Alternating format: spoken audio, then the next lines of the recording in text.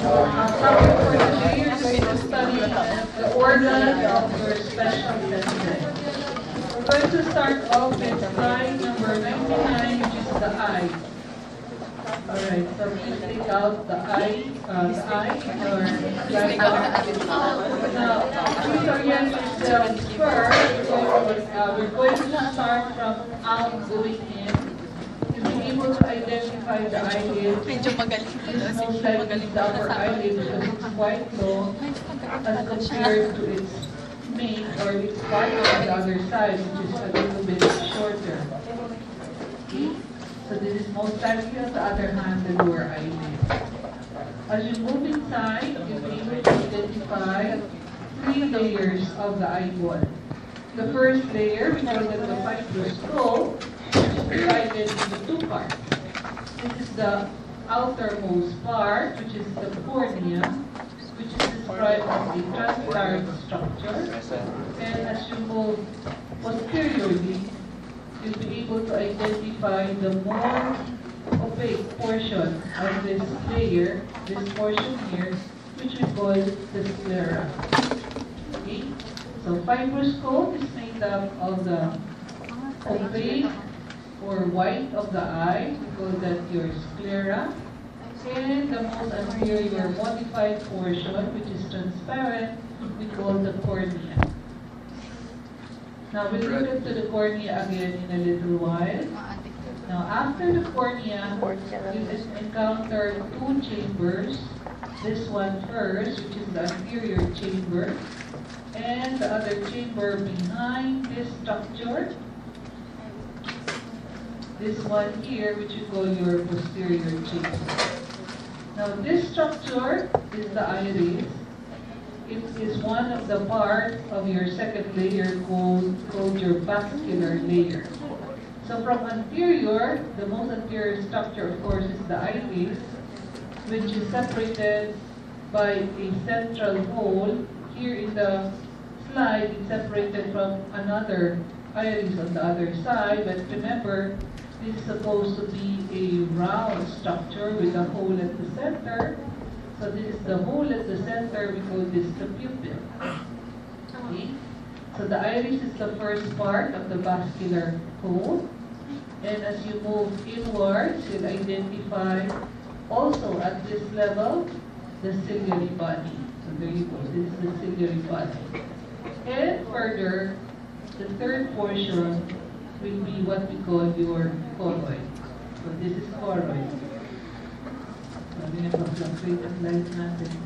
So this portion here, which is highly colored, this portion, which is highly colored and vascular at that, is your choroid.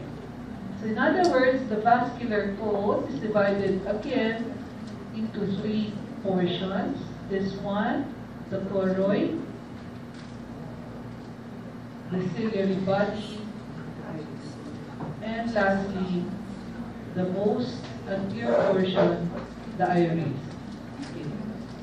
Now, we will also be able to identify just behind the iris this globular structure. At this point is now opaque, but supposed to be in live specimens. It is supposed to be a crystalline structure, what we call your lens. Now behind the lens is another gel-like structure. We call that, on the other hand, your vitreous body. Whereas, please note that in the anterior chamber and in the posterior chamber, you're supposed to find aqueous humor. Now, as you move further from your second coat, so this is second coat, as I was saying, which is your vascular layer, you'll be able to identify the third layer, which is your nervous coat, otherwise known as the retina. So this is the nervous coat. Now let's examine further, before we go and look at the nervous coat, some structures related to the other parts that we've just discussed. Let's look at the layers of the cornea first. So the cornea is made up of 5 layers. Let's look at this under low power.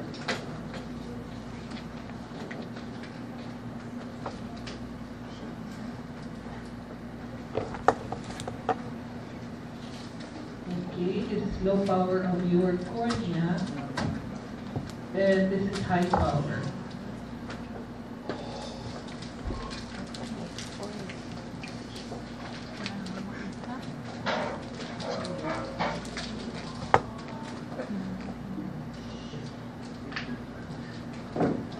So the cornea is made up of 5 layers. The outermost layer, this portion, is what we call the corneal epithelium. Corneal epithelium. Right underneath the corneal epithelium is a homogeneous layer, this portion here, which is not really so distinct, which is identified as your Bowman's membrane. Bowman's membrane. The greater portion after the Bowman's membrane is the substantia propria. Substantia propria, or the stroma of your cornea. So this portion here, the greater portion. And then again, just before the outermost layer. Okay. Let me identify first the outermost layer. That is the outermost layer made up of a single layer of squamous cell. That is your corneal endothelium. And supposed to be again, you'll find a pinkish layer just above this. Not so clear, there you go. That is supposed to be your Descemet's membrane. The 5 layers all in all, again, from in going out, corneal endothelium, Descemet's membrane, then you have your substantia propria, your Bowman's membrane, and again, outermost, your corneal epithelium. Okay? So those are the layers of your cornea. Now, as you move inwards, again, let's shift again to low power.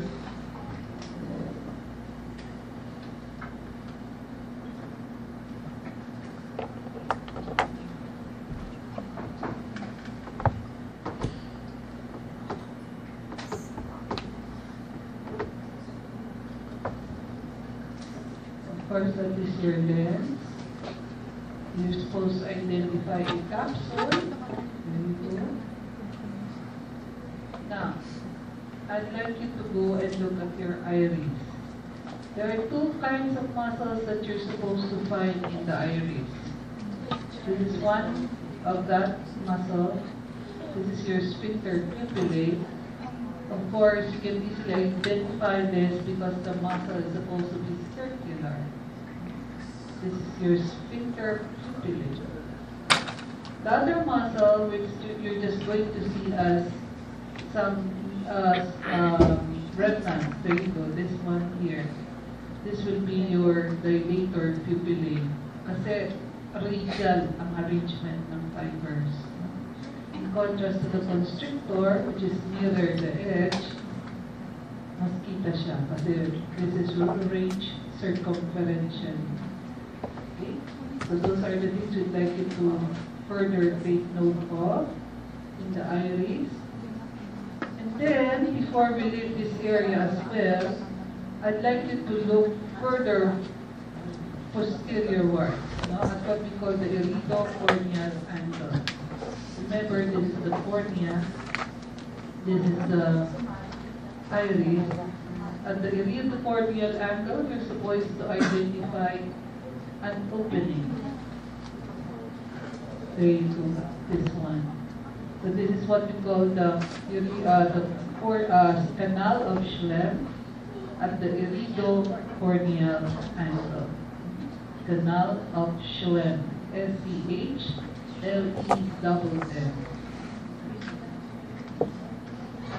And so, this is now, on the other hand, the ciliary body.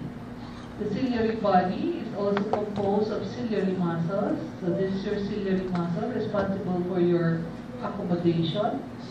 And this, on the other hand, are your ciliary processes, which is responsible for the production of your aqueous humor. So these are the things we'd like you to take note of in your slides. Lastly, let's study the layer of your nervous code. Now you'll have to look for this. The retina has detached, so you might have to study it well. It has detached from its attachment to the choroid. In fact, the first layer of the retina is actually still attached to this. So let's look at this under high power. The retina has 10 layers. 10 layers. So what are the layers? First layer, this layer over here, which is what we call the pigmented epithelium. This is the pigmented epithelium. Second layer, this layer over here, kita niyo mga parang slightly darker dots na yan. That will be your layers of rods and cones. Layer of rods and cones. Now, after the layer of rods and cones, just before this dark area over here, this portion here is your outer limiting membrane. Outer limiting membrane. And when after the outer limiting membrane, then you have your outer nuclear layer. This is now the nuclei of your rods and cones. So this is the outer nuclear layer. After the outer nuclear layer, you'll find the axons of your rods and cones. So this is now your outer plexiform layer. Outer plexiform layer. After the outer plexiform layer, you'll encounter your inner nuclear layer. Inner nuclear layer. And then after the inner nuclear layer, again, you have your inner plexiform layer. Now, after the inner plexiform layer, identify a sparse arrangement of nuclei. Yan po yung mga to. These are actually ganglion cells. So this represents the ganglion cell layer. Okay, ganglion cell layer. And the ganglion, the axon of the ganglion will now form your optic nerve fibers. So this is the layer of optic nerve fibers. After the optic nerve fibers, you have now, lastly, the inner limiting membrane. So 10 layers. Inner limiting, 1.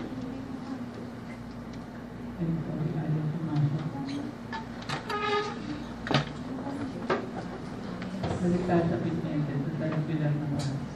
Pigmented layer, 1. Rods and cones, 2. Outer limiting membrane, 3. Outer nuclear, 4. Outer plexiform, 5. Inner nuclear, 6. Inner plexiform, 7. Ganglion cell layer, 8. Layer of optic nerve fibers, 9. And then inner limiting membrane. See? Sorry, ayaw tamaan. Again. Inner limiting membrane. Okay? So 10 layers of the retina. Those are the things to study today.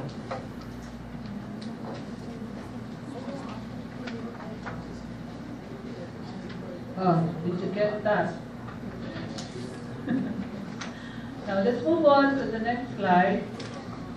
Next slide is the cochlea, slide 101.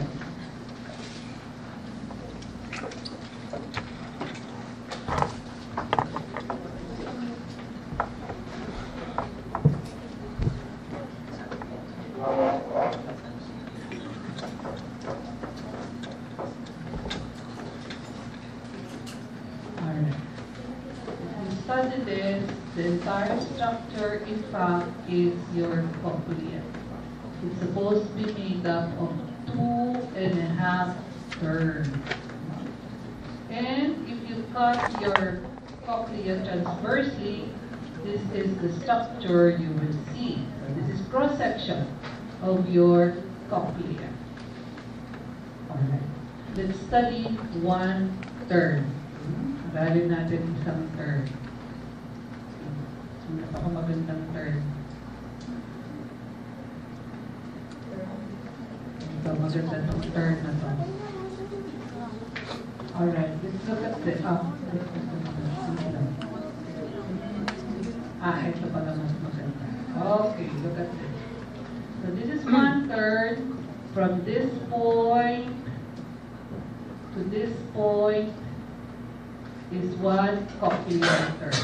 Okay? Let's look at this under low power. This is low power.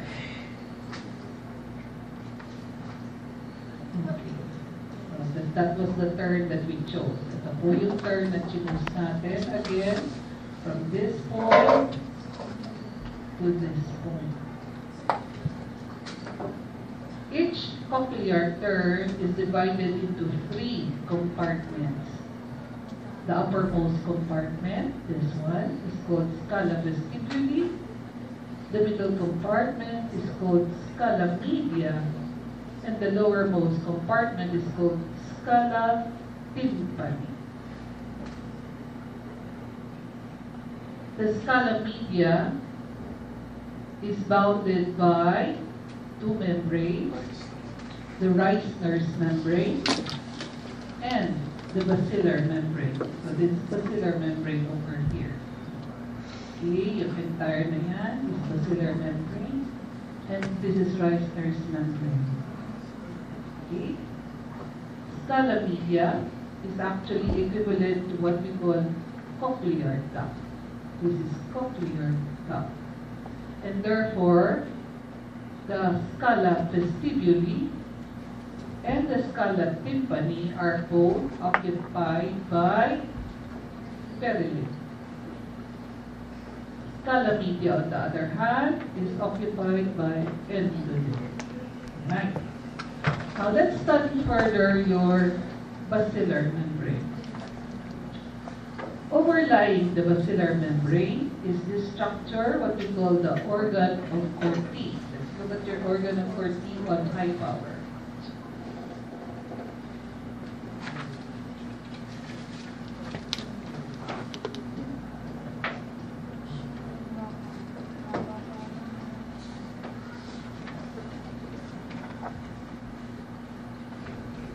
Okay, there you go. This is how the organ of Corti looks like. These are what we call hair cells. So the hair cells, once stimulated by the movement of the endolip, of course, the waves of your endolip, this will now cause your hair cells to be stimulated to produce your hair follicle. Now, I'm not going into that physiology. Saka na tayo mag-aral naman. Okay? Anyway, so again, as we said, this is your basilar membrane. This is the lateral wall. Ito po yung labas natin. This is the lateral wall. This, from outside, is what you call your bony lamina, or your bony layer, followed by your spiral ligament. And this portion here is what we call the stria vascularis. And po, easy to identify. Stria vascularis, spiral ligament, bony lamina. Let's look at this under low power para mas ma-appreciate.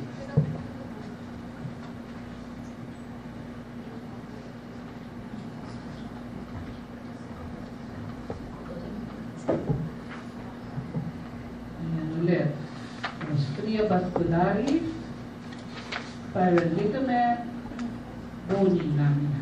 This is the lateral wall. As you go medially from your basilar membrane and your organ of Corti, you'll identify another structure, this one. So again, let's look at this under high power.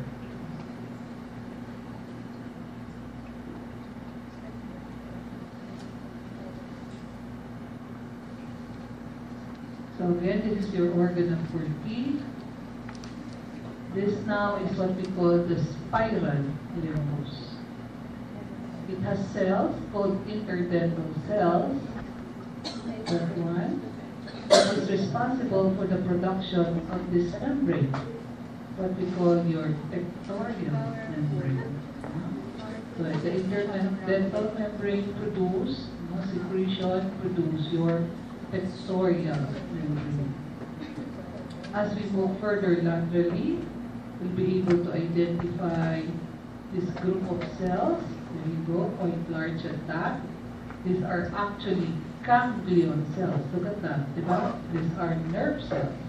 We've already seen ganglion before. Ayan po, diba? This is now your spiral ganglion. Ganglion cells of your spiral ganglion. Okay, so those are the things you are supposed to identify in your cochlea. Okay. Next slide is slide number 3. This is actually the nose, nasal mucosa. Please take note, the nasal mucosa here was cut transversely. And you pass at the superior nasal concha. And that is why if you examine this specimen, you'll actually be seeing some parts of the cerebrum. There you go. These are some parts of the cerebrum. Okay. So, if you examine the mucosa, remember the roof of the nasal cavity is made up of olfactory epithelium. So we're actually looking at olfactory epithelium, and this is supposed to be lined by pseudostratified columnar epithelium without goblet cells. Without goblet cells. Now, what are the things to identify aside from the epithelium? Please identify this structure. Okay, let's look at this other low power. This is low power. Please confirm. There you go. The pseudostratified columnar. If you don't see any goblet cell. In fact, you identify plenty blood vessels. These are structures with blood within. These are blood vessels. What I wanted you to identify are structures like this. This is what you call your fila olfactoria or your olfactory filament, which will give rise, of course, to your olfactory nerve. You may identify as well some ito tawag natin glands. Specifically what you call your Bowman's gland. Ano tayo? Yan.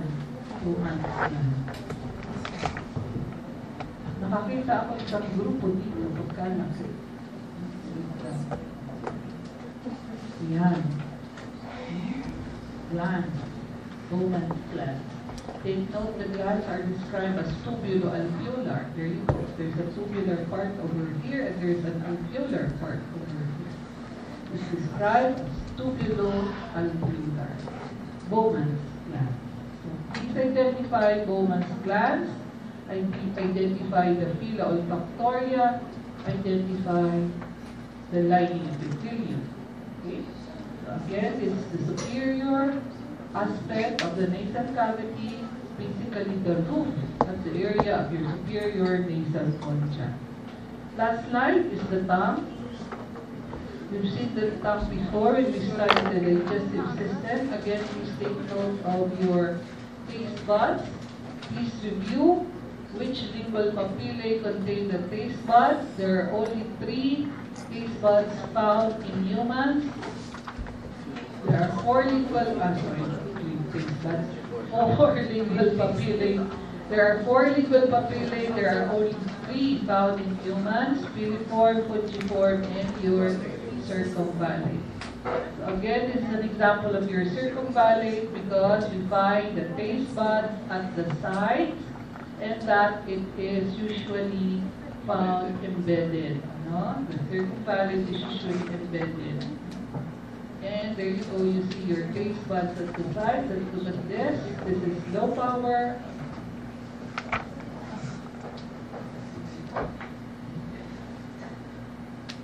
And and this is high power.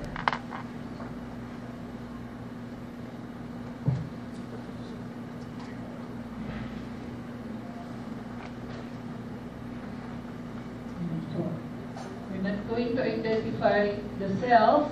It's sufficient to say that the most important cell in the taste bud, of course, is your gustatory cell. That's your receptor cell for the sense of taste. Okay? So please again look at your lingual papillae, circumvallate. Okay, hindi natin ma-identify alin din yung gustatory at dito yung supporting.